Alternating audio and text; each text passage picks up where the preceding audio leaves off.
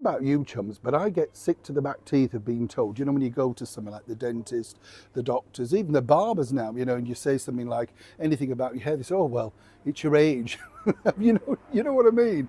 Everything's your age, isn't it? It doesn't matter. If you can't taste anything, oh, you're losing your taste buds. If you can't climb a step, well, it's your age. And I think we all get sick and tired of the fact that everything's blamed upon your age. Nobody can help getting older. Nobody can help the year that you were born or the period. It's just life, isn't it, right?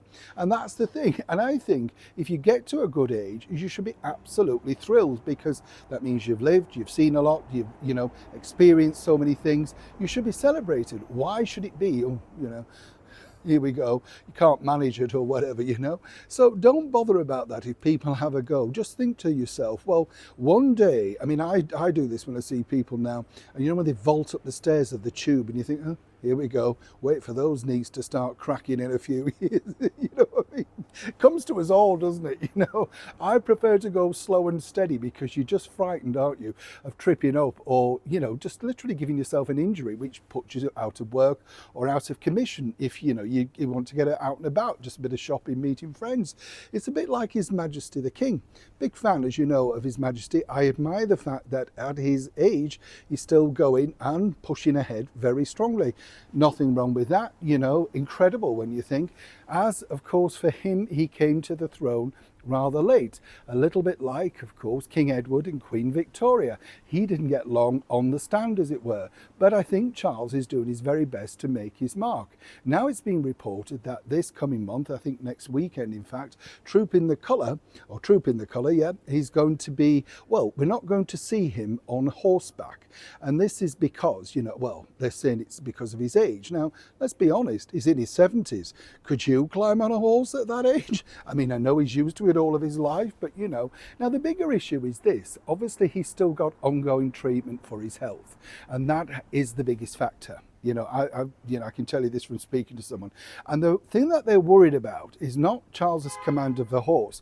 He's a very good horseman, knows exactly what he's doing, but there's always some crackpot in the crowd, isn't there? Now, if that was to get, like we've seen before, a runaway horse, somebody fires a gun or a pellet or something like that, or decides to spook the horse, there you have a man of certain years literally risking his life just for duty. Now, obviously, as I said, he will now attend this in a carriage. Now, I know people who know Charles very well. He won't like this, because he's a bit of a, like all of us, isn't it? How dare you? I'm not that old, I could still do it. But, the thing is, you just have to take that into consideration.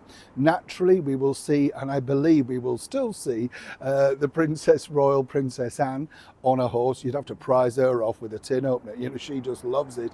And of course, His Royal Highness, the Prince of Wales, Prince William. And the reason why I highlighted this story is, as I said, it's sort of going around here in the United Kingdom, oh, Charles is too old, he shouldn't be doing the job. If we said that about anything, you could be just wiped off. I think the fact that he gets up every day, puts on the suit, goes out and meets people, and is fun, delightful, doing the job, it takes a lot of courage and a lot of energy, particularly when you're having serious treatment for your health issues. For anybody to be disrespectful about this, I would then say, well, could you do it in front of an audience of billions? And how nervous would you be knowing the cameras were looking for every flinch and every moment? Rather than attack him for certainly reaching a good age, why don't we celebrate the fact that he's still here doing a terrific job and representing us on the world stage, not on a horse, but in a carriage? And does it truly matter?